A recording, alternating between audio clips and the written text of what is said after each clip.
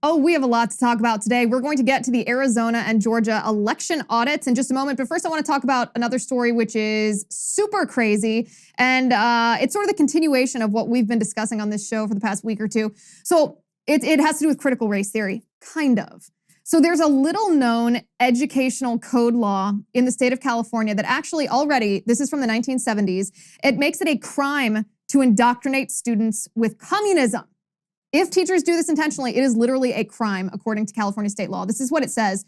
The law reads, and I quote, "No teacher giving instruction in any school or on any property belonging to any agencies included in the public school system shall advocate or teach communism with the intent to indoctrinate or inculcate in the mind of any pupil a preference for communism." It goes on to say, in prohibiting the advocacy or teaching of communism with the intent of indoctrinating or inculcating a preference in the mind of any pupil for such doctrine, the legislature does not intend to prevent the teaching of the facts about communism. Rather, the legislature intends to prevent the advocacy of or the inculcation and indoctrination into communism as is hereinafter defined for the purpose of undermining patriotism for and the belief in the government of the United States and of this state. It concludes by saying, for the purposes of this section, communism is a political theory that the presently existing form of government of the United States or of this state should be changed by force, violence, or other unconstitutional means to a totalitarian dictatorship which is based on the principles of communism as expounded by Marx, Lenin, and Stalin, end quote. So huge kudos, by the way, to James Lindsay for discovering this gem in the state of California in their legal code. So basically what this means is that critical race theory, as you know, states across the country have been banning critical race theory from being taught in public schools or from taxpayer money funding it being taught in public schools. But I think this educational code law in California means that critical race theory being taught in public schools is already illegal in the state of California. Because as we know, critical race theory is Marxism. It's already illegal in the state of California. So a huge invitation to enter any enterprising parent, any enterprising individual standing in the state of California. If your child is being taught critical race theory, if they are being indoctrinated in Marxism, you should sue the school using this law. If not, if this doesn't make critical race theory illegal, then at least it shows us that the laws banning it in other states have precedent and are not illegal. Either way, I'm Liz Wheeler. This is The Liz Wheeler Show.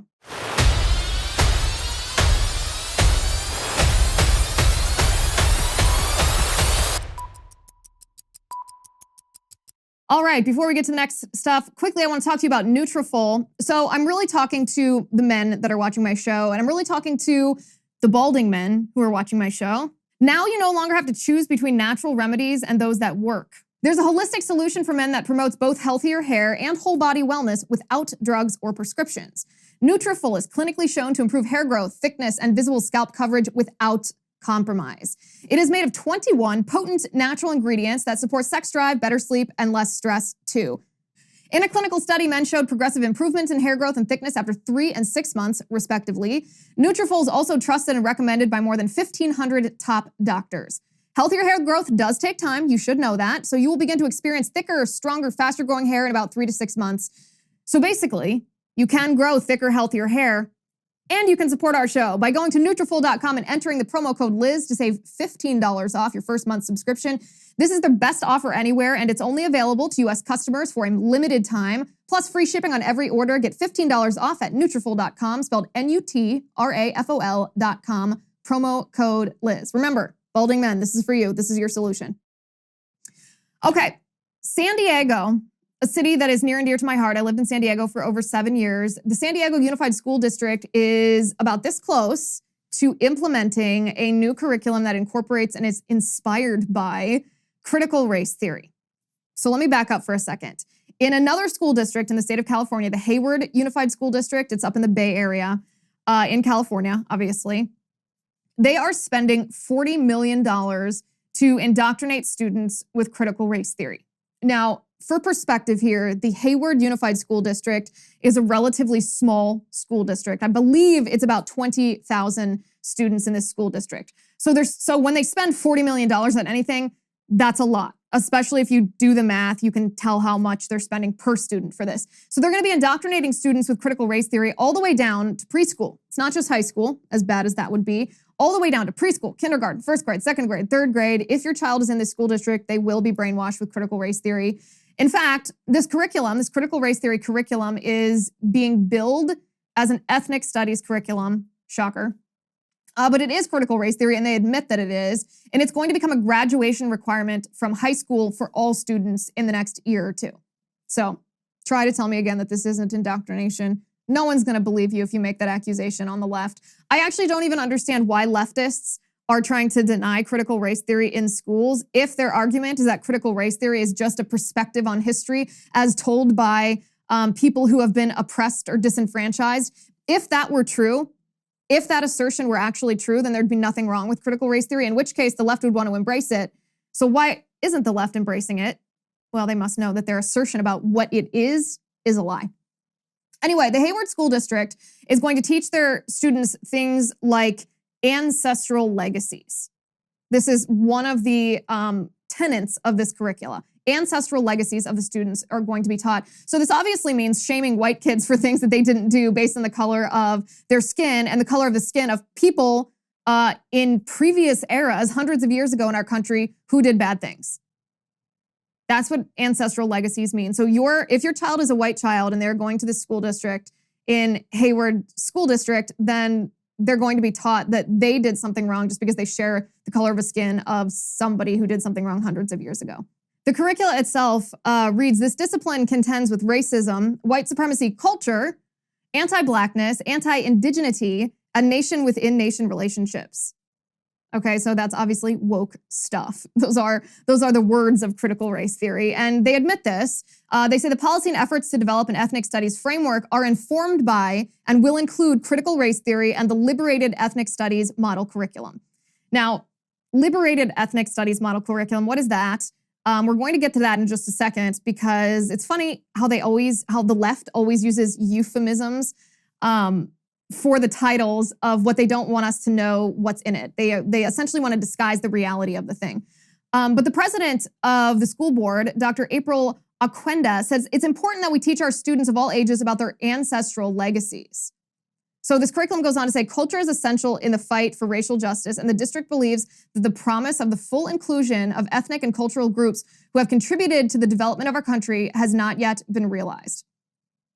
Like I said, woke, woke, woke. This is just critical race theory, teaching white kids that they're bad, teaching black kids that they're oppressed. It's Marxism packaged as racialism. So going back to the liberated ethnic studies model curriculum, this was actually created by teachings from the Liberated Ethnic Studies Model Curriculum Institute.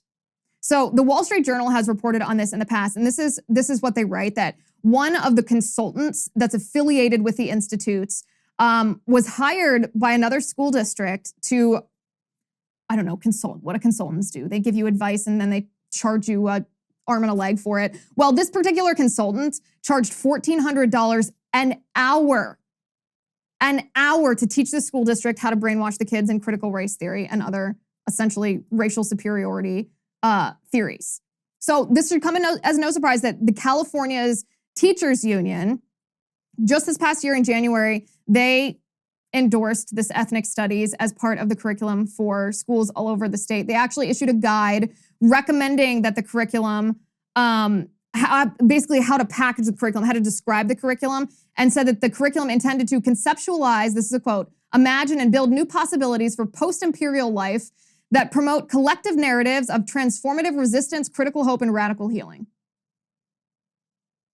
Literally every phrase in that little description is a Marxist type phrase. I mean, this is what Mark Lamont Hill talks about, or sounds like, I should say, talking about reimagining society. Well, reimagining what?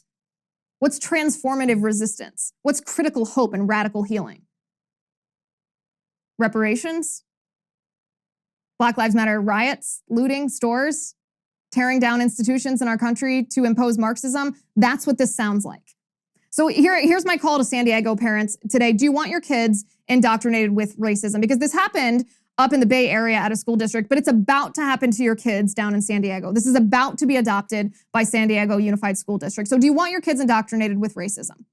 Do you want your kids, or anybody else's kids for that matter, to be told that they are racist because of their skin color? Do you want your kids or anybody else's kids told that they are automatically born oppressed because of their skin color? Well, any thinking parent is going to say, no, we don't want that. So say no to the ethnic studies curriculum informed by critical race theory coming soon to San Diego unless you put a stop to it. Yesterday, I talked just a little bit about conservatives winning certain battles in the culture war, and this is another opportunity. This is your opportunity. So do your thing, good people. Make your voices heard. Put an end to this nonsense. It actually doesn't even matter if you live in San Diego or if you have a child in the San Diego Unified School District. Make your voice heard to protect the children of San Diego. Speaking of protection, let's talk about your internet protection for a second. I want to talk about ExpressVPN with you. This is something that's very important to me because I do not like the idea of anybody seeing what I do online. Well, your internet service provider can see every single website that you've ever visited, and not only can they see it, they can then sell that information to advertisers so that they can target you based on what you have privately searched for on your computer, on your smartphone, on your iPad, whatever device you're using. I don't like that. So that's why even when I'm at home, I never go online without using ExpressVPN. ExpressVPN is an app that reroutes your internet connection through their secure servers so that your internet service provider cannot see the websites that you visit or your search history. ExpressVPN also keeps all of your information secure by encrypting 100% of your data with the most powerful encryption available. All you have to do is tap one button and you are protected. So protect your online activity today. Visit my exclusive link, expressvpn.com/Liz, and you can get an extra 3 months free on a 1-year package. That's expressvpn.com/Liz. expressvpn.com/Liz to learn more. It's the right thing to do to secure the internet security of you and your family. ExpressVPN. Okay, now to get to the meat of what I want to talk about today. People are actually afraid to talk about the audits in the election integrity audits in Georgia and Arizona. A lot of people are afraid to talk about it, I should say, because they don't want to be painted as nuts. Well, I understand that. That's normal human nature. You don't want to be ostracized. And I think it's important to note that there's a difference between the general fishy feeling that we all got after the 2020 election. There's a difference between that versus declaring that the election was stolen immediately based on that feeling without being able to demonstrate the hard proof versus now having the tangible hard proof in our hands. This is sort of what I would call the evolution of a narrative. And it's been hard to wait because of that fishy feeling, because of individual instances of circumstantial evidence. But it's important to wait till we have tangible proof. And now it seems that we do. So by saying something like this, by presenting the facts, by looking at the reality of the thing, be ready for the most vicious backlash that you have ever experienced. Be ready for censorship. Be ready to be told that you're a conspiracy theorist. Be ready to be blamed for the so-called insurrection on January 6th. Now, all of that is nonsense, of course, but this is what it means to speak reality. It takes courage. It takes confidence. And sometimes it takes patience to wait for those facts. So here we have the facts today.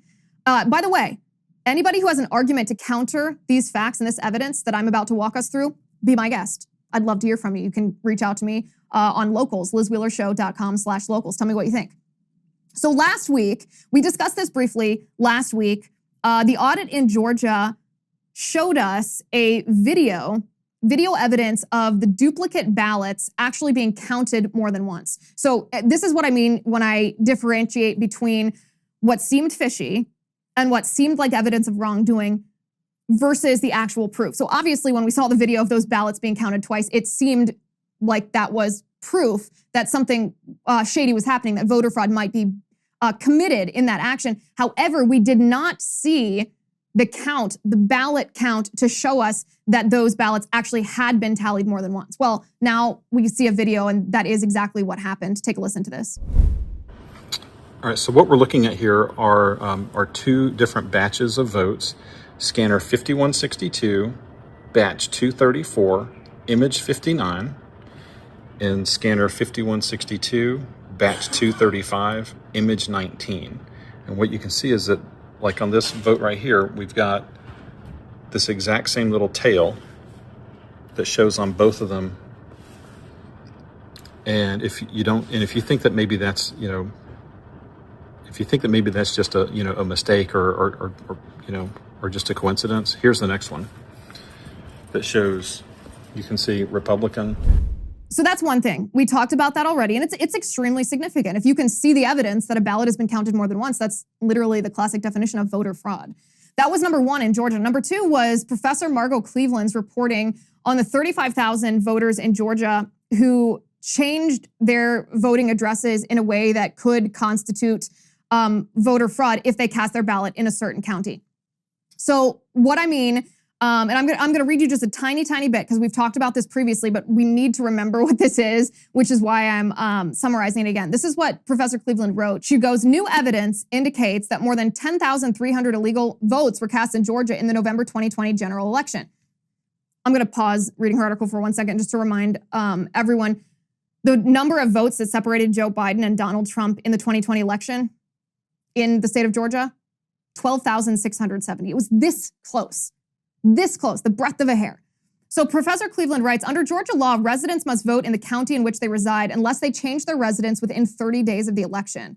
As Jake Evans, a well-known Atlanta election lawyer, told me, outside of the 30-day grace period, if people vote in a county in which they no longer reside, their vote in that county would be illegal. So Professor Cleveland says nearly 35,000 Georgia voters who indicated they had moved from one Georgia county to another, but then voted in the 2020 general election in the county from which they had moved. Now again, pause here. It's critical whether these moves, these 35,000 people who indicated that they moved, whether these moves were temporary or permanent. Because if they're just temporary, you can still vote in that county of origin, if you will. If they're permanent, you may not.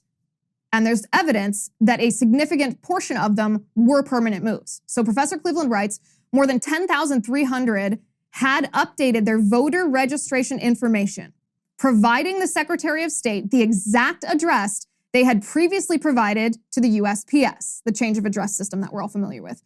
Those same 10,000 plus individuals also cast ballots in the county in which they had previously lived. By updating their address for purposes of their voter registration, these same voters are confirming their move is not temporary. When a person updates their voter registration to a new address, they're informing the County Board of Elections and correspondingly the Secretary of State that they regard the new address as their legal residence.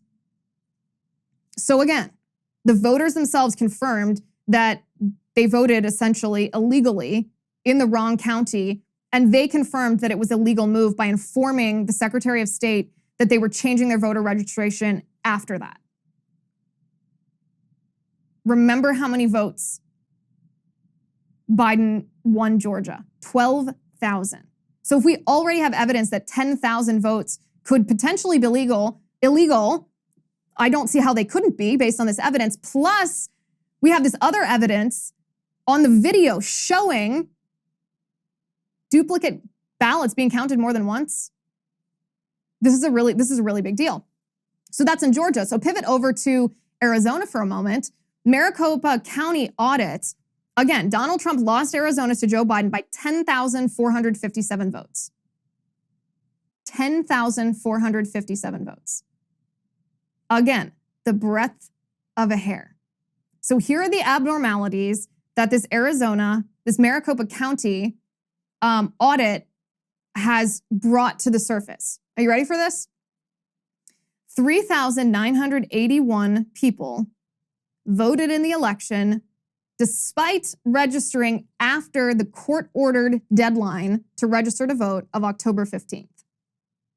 So if the court said the deadline to register to vote is October 15th and voters register after that and then cast their ballot, how are those valid votes?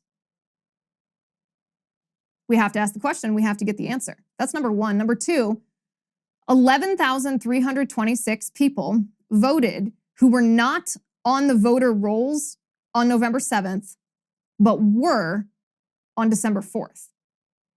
So the individuals conducting this audit, and this is a quote, they were testifying about this. They said, and I quote, "We have also seen some interesting things related to the voter rolls."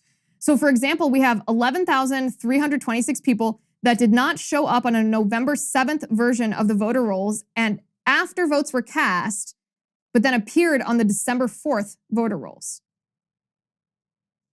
So were they registered or were they not registered? And if they were added to the voter rolls after the election, then how could their ballots, how could their votes possibly be legal? We have to ask and we have to get an answer. That's number two. Number three is 18,000 people voted and then were removed from the voter rolls after the election. Now, maybe there's a valid reason for this, but we have to ask the question and we have to get an answer to this. And then this is the biggest deal of all. That was number three. This is number four, the abnormalities from these audits in Arizona. 74,243 mail-in ballots were counted with no evidence of ever being sent to the voters in the first place. So again, the individual conducting the audit said, and I quote, for example, 74,243 mail-in ballots where there's no clear record of them being sent. And just to be clear, here in the state of Arizona, there is EB32s and EB33s. EB32s is supposed to give a record of when a mail-in ballot is sent. It's a form, right? And EB33 is supposed to give a record of when the mail-in ballot is received. So there should be an equal. There should be more EB32s, that form, more sent out than there are received. Specifically, with these, we can tie them to a specific individual it was mailed to. And so we have 74,000 where we have, it came back from individuals where we don't have a clear indication that it was ever sent out to them. End quote. All of this is obviously shady. It's not even controversial to say that. The Democrats might tell you it's controversial, but it's not. It's just numbers. This appears to be voter fraud. It appears to be significant enough to raise questions. Did it impact the final vote tally of the state? Did it impact the outcome of the election? Well, I don't know. We don't know. But we should find out because this is the hard evidence that I'm talking about. This is not just a fishy feeling. This is not just a declaration of the election being stolen based on initial evidence. These are numbers and incidents that can be tracked specifically where there's abnormalities up to and including fraud. This was an incredibly close election. In two states, by the way, that were arguably the deciding factor in the presidential election. Of course, we should ask these questions. Now, by the way, if the left claims that whatever they claim, that it's violence or transphobic or an insurrection or something, if they claim any of these things to question voter fraud, because you know they're going to call us every name in the book, if they claim that it's violence or transphobic or an insurrection to question voter fraud and the integrity of election, then we should remind them that their vice president, Kamala Harris, engaged in this kind of transphobic, violent insurrectionist questioning too in 2016. Take a listen to this. Because I think he's an illegitimate president that didn't really win. So how do you fight against that in 2020? You are absolutely right. So, again, as a member of the Senate Intelligence Committee, I will tell you that we should believe exactly what the intelligence community has told us, which is Russia did interfere in the election of the President of the United States in 2016. Oh, well, there you have it. So I guess there's a double standard. One rule for Kamala Harris, another rule for us. If we even ask the questions, if we look at data, if we're trying to sniff out voter fraud because it appeared that voter fraud happened, then we're bad people. But Kamala Harris can believe lies perpetuated by the mainstream media and the Democrats and call into question an election that actually wasn't illegitimate. And it's okay if she does it. Well, just so we're clear on the standards here. Good thing we don't play by the left's rules on my show. I will never play by the left's rules. I reject them. Okay, speaking of the truth, do you know whose voice I always hear in my house almost nonstop? And especially, by the way, early in the morning. My husband typically wakes up a little bit earlier than me. I hear Spencer Klavin's voice narrating my husband's breakfast or narrating while my husband's cooking and eating his breakfast. My husband is addicted to Spencer's podcast, Young Heretics. It's a great podcast. Spencer's voice is rich and melodious. His vocabulary is impressive. And what I like the best, of course, is his grasp of philosophy and how ancient philosophy applies to the modern world. Young Heretics is produced by Soundfront, same guys who produce my podcast and also produce Verdict with Ted Cruz. So please subscribe to Young Heretics at youngheretics.com and tell Spencer I said hi. Okay, I tweeted this the other day and I thought it was a really good tweet. I said, voter fraud is not racist. Neither is banning ballot harvesting. anything of the kind, period. It's simply not racist. There's no evidence for that. It's an empty threat, an empty allegation levied by the left because they know they don't have any other argument for banning voter ID. Voter ID is something that's widely accepted by the American public, including the Democrat electorate. Most people support it. So this is my opinion on the matter, and my opinion is based on facts. The facts show that voter fraud is not only not racist, it actually increases voter turnout. But there's a new study that was recently released called Strict ID Laws Don't Stop Voters, Evidence from a U.S. Nationwide Panel, 2008 to 2018. The reason that I want to talk about this study today is not just because of the conclusion that it's drawn, but because it's almost even better because this study is not pro-voter ID. This is not a think tank on the right who conducted this with perhaps preconceived notions about what they want their policy, the policy agenda to be. No. This study actually admits that they're against voter ID. They don't think that it's an effective deterrent on fraud. And I personally love using Democrat or progressive or at least non-conservative sources to undermine the Democrats' own argument. It's like playing an away game. Nothing's better than beating someone on their own home field. So that's what this study does. They say U.S. states increasingly require identification to vote, an ostensive attempt to deter fraud that prompts complaints of selective disenfranchisement. Using a difference-in-difference design on a 1.6 billion observations panel data set, 2008 to 2018, we find that the laws have no negative effect on registration or turnout, overall, or for any group defined by race, gender, age, or party affiliation, end quote. There you have it. There you have it. So back to my tweet, there's nothing racist about voter ID or banning ballot harvesting or prohibiting unsolicited mail-in voting applications, period. Their own study says so themselves. So how do you argue with that? The only argument is, of course, they don't want voter ID because, I don't know, they want fraud. There's literally no other reason not to want voter ID. It's a dumb argument from the left, and I think that they know that they're losing this argument. Another argument that the left would have lost if U.S. voters were afforded the right to this information that we certainly deserved. So a federal prosecutor, delayed a probe into Hunter Biden's wrongdoings, allegations of criminal behavior, delayed it until after the election because this prosecutor didn't want the results of this probe to impact the election. And I think this is wildly unfair to the U.S. voter. These people working in the Department of Justice forget that they work for us. They do not get to tell us what information we need before we cast our vote. No, their job is to stop crime, period. It's not to make sure we're informed or not informed the way they want us to be.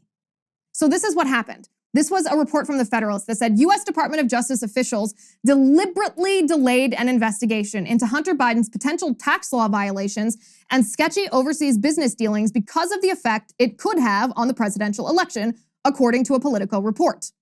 The Federalist continues, Delaware's U.S. Attorney David Weiss allegedly postponed allowing prosecutors to obtain search warrants and issue grand jury subpoenas last summer after facing pressure from other officials who feared the investigation's influence on the 2020 presidential election and now President Joe Biden's campaign. Weiss first assumed, this is critical, by the way. This is really critical. Weiss first assumed his position as U.S. Attorney in 2017 after former President Donald Trump nominated him. We'll get to why that's important in a second. As noted by Politico, the nomination was based on the recommendation of Delaware's 2 Democratic senators who both praised the choice. The attorney has deep ties, previously engaging and even leading a long list of investigation in President Biden's home state of Delaware, and on the national level, even connected to the infamous Ukrainian energy firm Burisma, with which Hunter Biden was involved. Shortly after his nomination, Weiss began to explore Hunter's roguish business dealings with Chinese businessmen, possibly linked to the communist regime. The probe originally focused on possible money laundering and violations of the Foreign Agents Registration Act, but later shifted to questioning whether Hunter had paid taxes on all of his income. The Federalist says when the time came for more formal exploratory measures into Hunter's dealings, however, Weiss declined to take any drastic actions that were likely to make the existence of the Hunter Biden probe public because he feared political scrutiny and giving many of then-President Donald Trump supporters what they were looking for. Shortly before Election Day, the Federalist concludes, prosecutors and then Attorney General Bill Barr worked together to keep the investigation from going fully public and decided not to appoint a special investigator for the case. This is a really big deal. This is an absolute outrage, and I do not say that lightly. This is an example of a two-tier system of justice because Hunter Biden's wrongdoing does impact the presidency. Duh. If his dad is the president. If his dad is the president and Hunter Biden has used his father's his position in public office when Joe Biden was vice president to gain connections to these shady business deals in China and in the Ukraine and then profited off of that, not only is it incredible vulnerability to blackmail, it's probably pay to play. Voters should have the right to know this. Government officials should not be the gatekeepers of what information they think that we should use to inform our voting decisions. In fact, if they thought that it might impact the election, that's all the more reason voters had a right to know this. And by the way, going back to the fact that this prosecutor, David Weiss, was appointed under the Trump administration, what does this tell me? What does this show me? This shows the deep state. This shows the administrative state. This shows the need for Congress to legislate an end to the administrative state, for the Senate to grill judicial nominees on their separation of powers doctrine to make sure that the legislative branch is not deferring their legislative duty to these executive agencies. We will never get rid of the swamp creatures that think they know better than us, that try to keep information from us, that try to unseat a duly elected president unless we abolish the administrative state. This will keep happening. They will treat you like you're stupid. They will let Democrats off the hook, and they will protect Democrat politicians. Protect them. Can you imagine, at the highest form of the government? Awful. Fortunately, not all government officials, not all members of the judiciary are as awful. A federal judge has recently ruled that Barack Obama's DACA, Delayed Action for Childhood Arrivals program, you might know them as the Dreamers, is unlawful. Yeah, no kidding.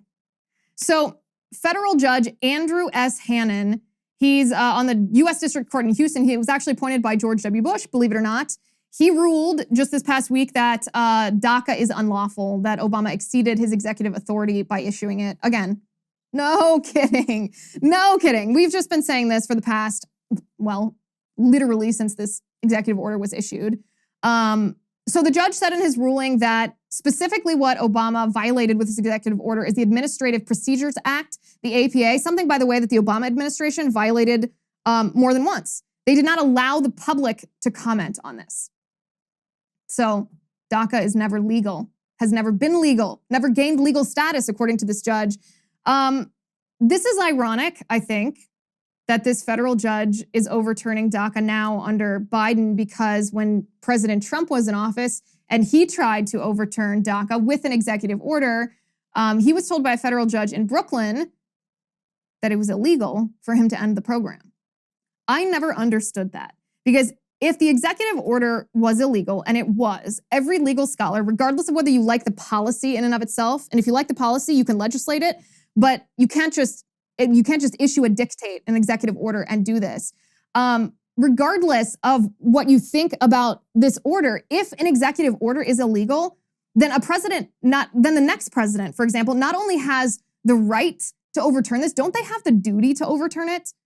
Because their first and foremost responsibility is to uphold the Constitution of the United States. And if an executive order violates the Constitution of the United States, and it's within the power of the president to rescind that, to restore constitutional order, don't they have a moral duty to do so? I don't know. Apparently that argument was lost on the Democrats. The Democrats' argument, their quote-unquote moral argument, is that to rescind DACA would be cruel because these children were brought to our country when they were children through no fault of their own. This is the only country that they've ever known growing up. And if their legal status is rescinded, they really have nowhere to go back to because they never had established themselves in the previous country. And this may surprise you, but I actually don't think that is an argument without merit, because these children were brought to the United States through no fault of their own, even if it was illegally, by their parents.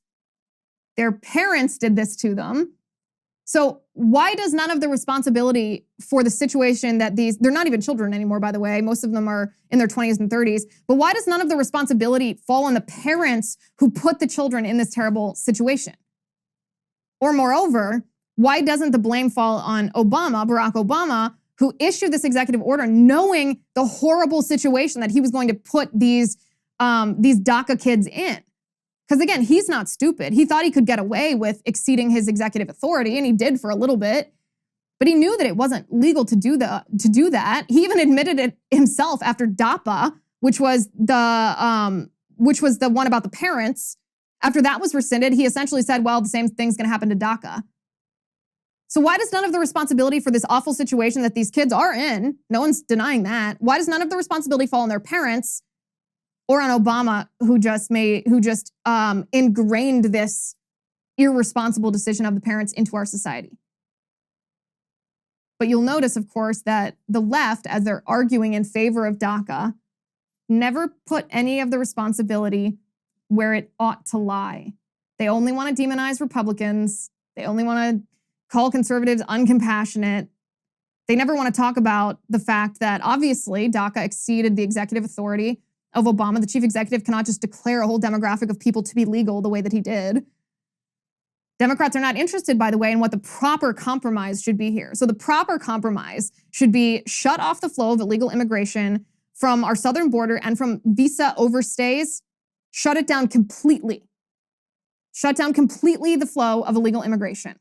Then, once we have actually stopped the flow, then perhaps for law-abiding dreamers, and that's a very key phrase, law-abiding, because not all of them are, for the law-abiding dreamers who were brought here through no fault of their own by their parents, exacerbated by DACA under Obama, perhaps they can be given legal status, though not citizenship to our country, but only if the flow of illegal immigration is cut off first.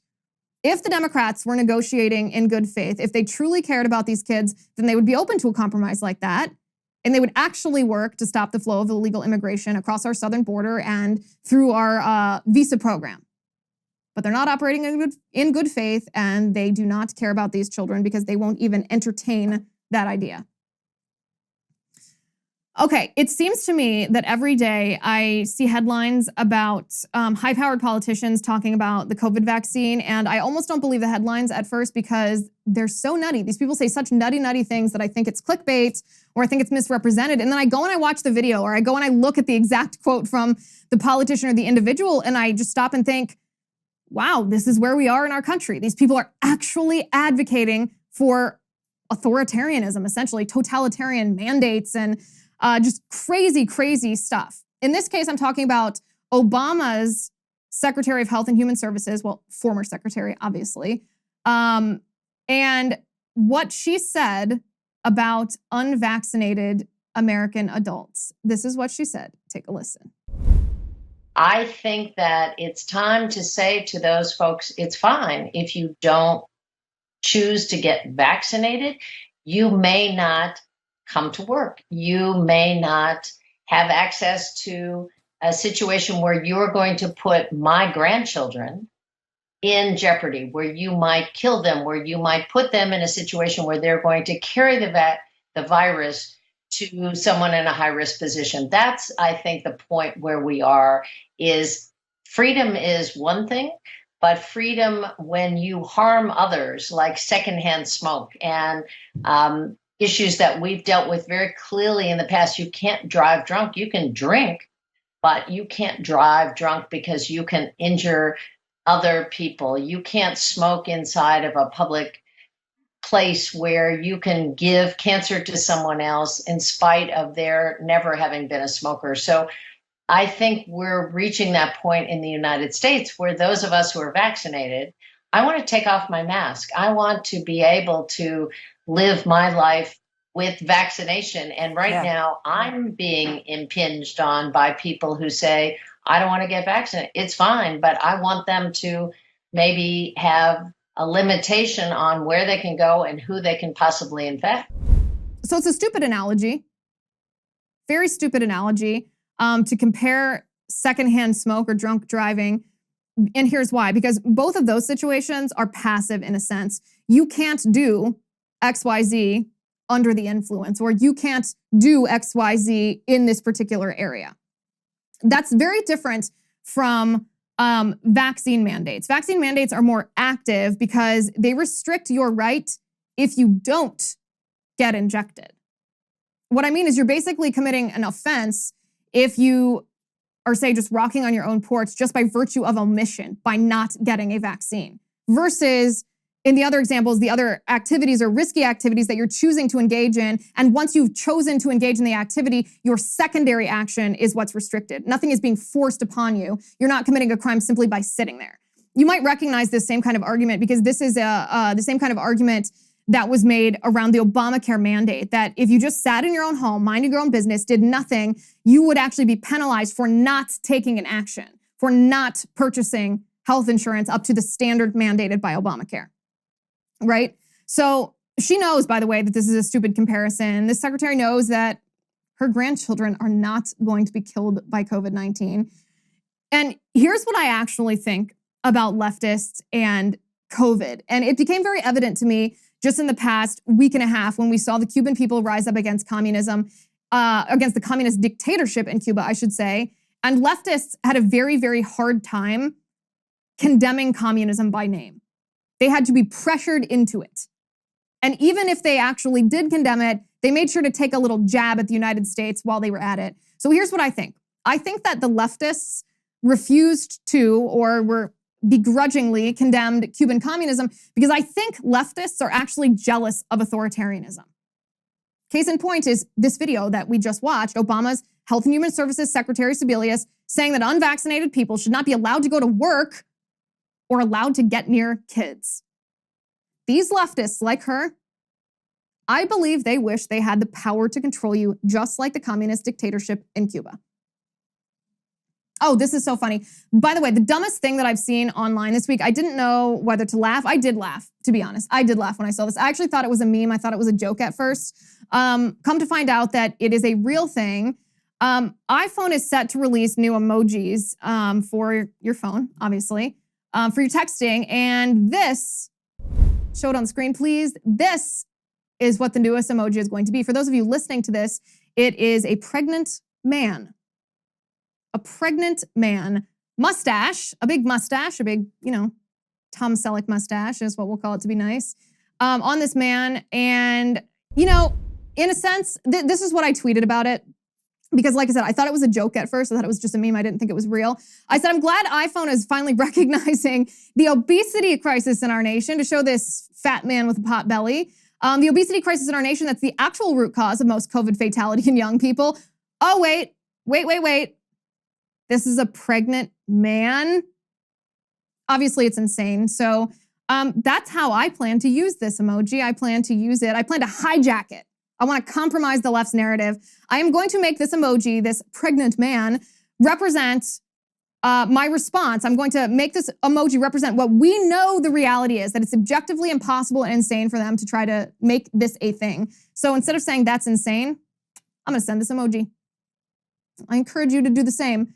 Okay, I do not want to, we talked about this yesterday, I do not want to be part of Jen Psaki's big communist crackdown on social media, since Jen Psaki defines disinformation as anything Joe Biden or Kamala Harris don't like you to say about COVID. Thank God for locals, because these next stories are, you need to hear about them. You need to hear about them, and you can join us on LizWheelerShow.com/locals, the Liz Wheeler Show community on Locals, to hear about it. It's pretty crazy stuff. If you want to see the rest of this segment, hear everything that we're going to talk about, head on over to Locals, the Liz Wheeler Show community at LizWheelerShow.com/locals. See you there. The great and powerful Jay Hay says we're out of time, although we have a lot more to talk about tomorrow. So in the meantime, think for yourself, use critical thought, reject critical theory, question authority, follow the facts, and don't let government or corporate wokeism or cultural Marxism or anybody bully you into being a sheep. Please subscribe to the show on Apple Podcasts. Give us a 5-star rating over there. Write us a review. Thank you for watching. Thank you for listening. I'm Liz Wheeler. This is The Liz Wheeler Show. The Liz Wheeler Show is produced by Jonathan Hay. Executive producer Chad Abbott. Director of photography Kevin McRoberts.